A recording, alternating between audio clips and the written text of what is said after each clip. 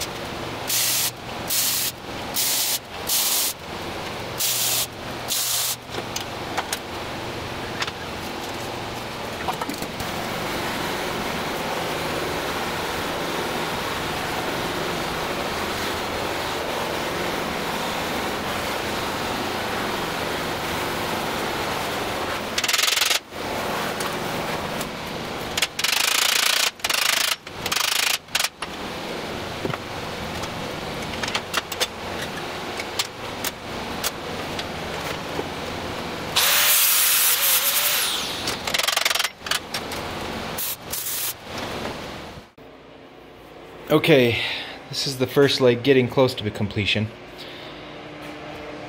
Bending these in and fitting these is what probably took the longest, but it'll look nice when it's done. I'll flush them up on the ends with the grinder, and I will also weld these ends, all these corners, and blend those in. This corner you saw me heat up and just bend around that. I put some weld here, but I'm going to end up basically grinding up, you know, blending that all in. I do have a little bit to clean up in here, just a few little weird things that happened. And you'll notice that this is thinner than this. I'm going to scallop these edges a little bit on the back. It'll stay wide on the front, and it'll scallop down slowly to this area. The guy I'm copying, Man Cave Makings, he has a really nice one, and I liked how he did that. Mine's probably not going to look as nice as his, but it'll have some of the same features. And I had the legs sandblasted and found a couple of cold welds here. You can see it's not quite adhered to the steel below it, so I've got to fix a few of those. It's not structural, so I'm not worried about it, and it's held on the opposite side by one. But anyway, they sandblast with a steel medium, and it came out really nice. I was thinking it might be nice to actually clear coat it, but I hadn't quite finished it. I didn't put the pieces on back here, and I need to scallop these edges and stuff because I used 2 different size materials on purpose so that I could do a scallop, which looks nicer. If you go look at the other video in the description, you'll see what the other guy did that I'm copying. And I need to scallop this edge a bit too, so that's my next plan, and then we'll see what it looks like after I'm done scalloping it.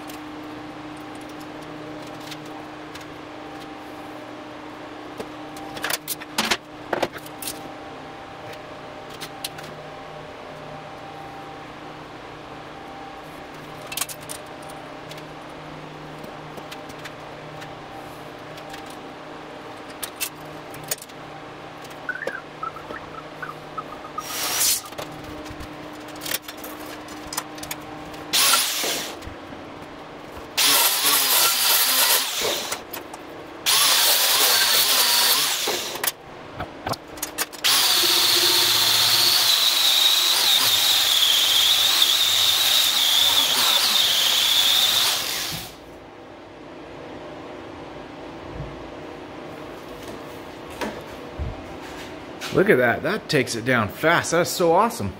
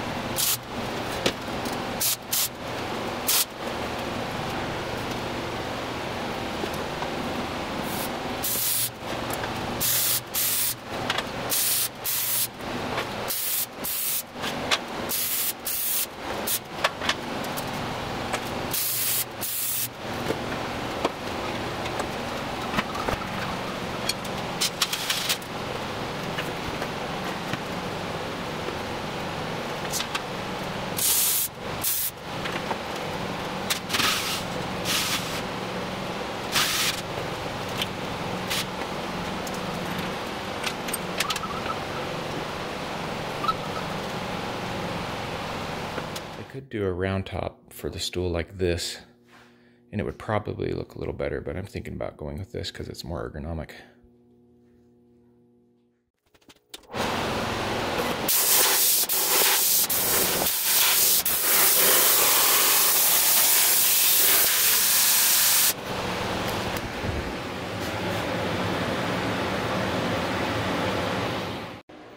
the bottom of this steel seat pan has a plate on it. It's pretty thin, maybe 16 gauge, but it has a couple of these, well,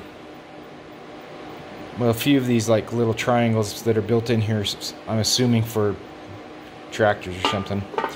Anyway, I just cut out a plate. This is 1/4 inch. It's going to give it a lot more support than just that little 1/16 inch plate. If I decided to lean forward on this, I didn't want it to like tear out. So basically, I just cut this out on the CNC, and what I need to do now is just weld it as square as I can onto this. And then once that's done, we're getting close.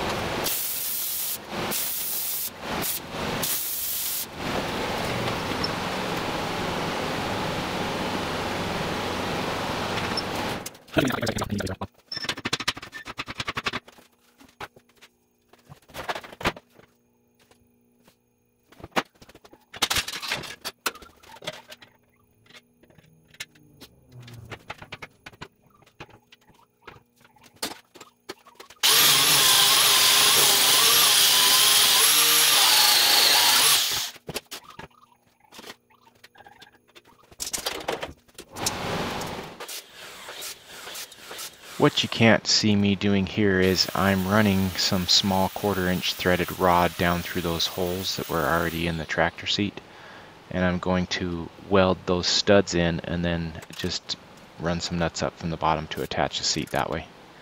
So there I'm just plug welding the top of the threaded rod in.